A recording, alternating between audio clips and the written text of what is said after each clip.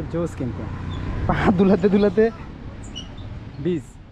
আসসালামু আলাইকুম সোশ্যাল নেটওয়ার্কবাসী, কেমন আছেন সবাই? আশা রাখি সবাই ভালো আছেন। আমি এই যে আছি আপনাদের সাথে, আপনারা দেখছেন এই যে নিলয় ইউটিউব চ্যানেল। আমাদের এবারের কক্সবাজার ট্যুরের ডে ট্যুর এপিসোড 1টা ঠিক এখানেই শেষ হয়। এপিসোড 2টি আমরা এখান থেকেই শুরু করতে যাচ্ছি। তাহলে শুরু করা যাক আমাদের আজকের ব্লগ।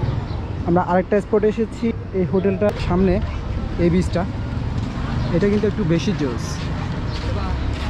ভিতরে যাব, আর অন্তর টায়ার্ড হয়ে অলরেডি এখানে বসে আছে, রোদে ছিল অনেকক্ষণ, এখন ওই জন্য বসে আছে। আর আমরা একটু ঘুরি।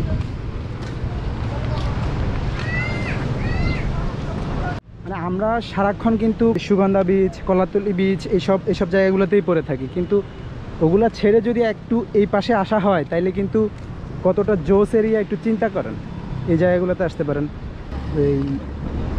এগুলো দেখতে পারেন। এটা ড্যামও সাম্পানের, আর বীজটাও একটু বেশি জোস, অনেকটা একদম প্রাইভেট বিচের মতো আর কি। যেমন ওই পাশটাতে এগুলাতে বাচ্চাদের খেলাধুলার জায়গা আছে, ওইদিকে ওগুলাতে এখানে বসারও জায়গা আছে।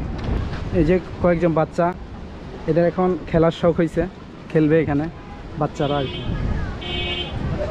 আসলে আপনাদেরকে দেখানোর জন্য এরা এখন একটু বাচ্চা সাজতেছে আর কি। এটা হচ্ছে ছোট বাচ্চা, আর এটা হচ্ছে বেশি ছোট বাচ্চা। এটা তো হইব কি জিম হচ্ছে নাকি? এটা শোল্ডার হইব, শোল্ডার। এক্সপ্রেশনগুলো একটু দেখি, কার এক্সপ্রেশন কেমন। এই রাসেলের এক্সপ্রেশন,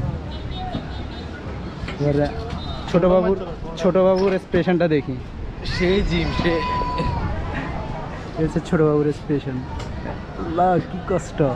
কিরে ভাই, আপনি উঠে গেছেন? ভাই রোদের মধ্যে তো এমনি অবস্থা খারাপ, এখন এদের ফান্দে পরে একটু আল্লাহ আল্লাহ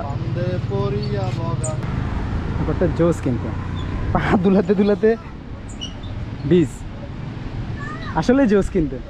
হ্যাঁ, আমি প্রথম কিন্তু ভুল ভাবছিলাম যে এটা বাচ্চাদের খেলার জায়গা, কিন্তু এটা আসলে বাচ্চাদের খেলার জায়গা না। এটা অনেকটা জিমনেশিয়ামের মতো, অনেকগুলো জিমের ইনস্ট্রুমেন্ট আছে। যেমন এটা হচ্ছে যে শোল্ডারে যেই ব্যায়ামটা করা হয়, এটা হচ্ছে ওটা।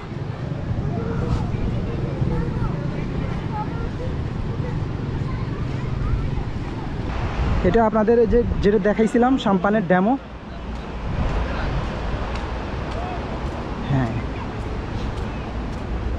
এইটা হচ্ছে সাম্পানের ড্যামও।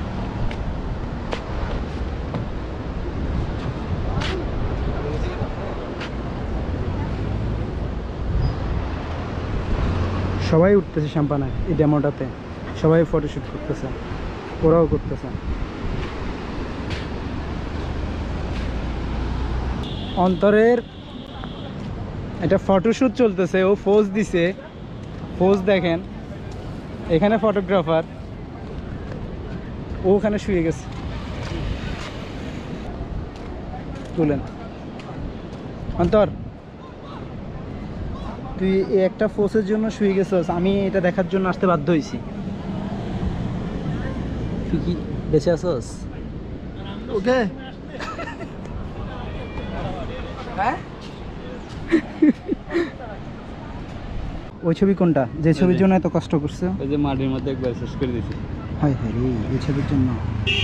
ঠিক আছে, ভালো হয়েছে, খারাপ না। লুকিয়ে লুকিয়ে আসা, লুকিয়ে লুকিয়ে খাওয়া, এটা কি জিনিস? এটা কি লেবু? কি এটা? আনার ফল। এটা রিভিউটা একটু জেনে নিই, কেমন খেতে?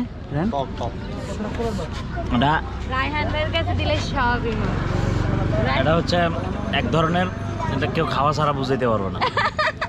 এটা হচ্ছে এক ধরনের, কেউ খাওয়া ছাড়া বুঝাতে পারবে না। এটা কি আসলে কেমন খেতে? কেমন টক টক। দেখি আমি খেয়ে বলি আপনাদের।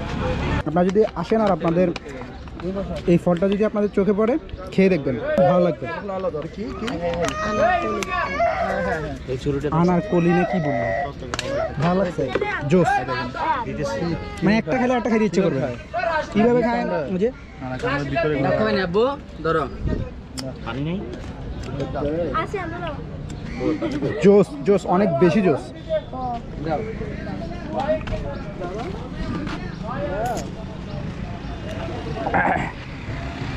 আনারকলি ফল খেয়ে শেষ করে আমরা রয়্যাল টিউলিপের সামনে থেকে রওনা দিয়ে দিই পরবর্তী প্লেসে যাওয়ার জন্য। তো কোথায় যাচ্ছি সেটা একটু পরেই বলছি।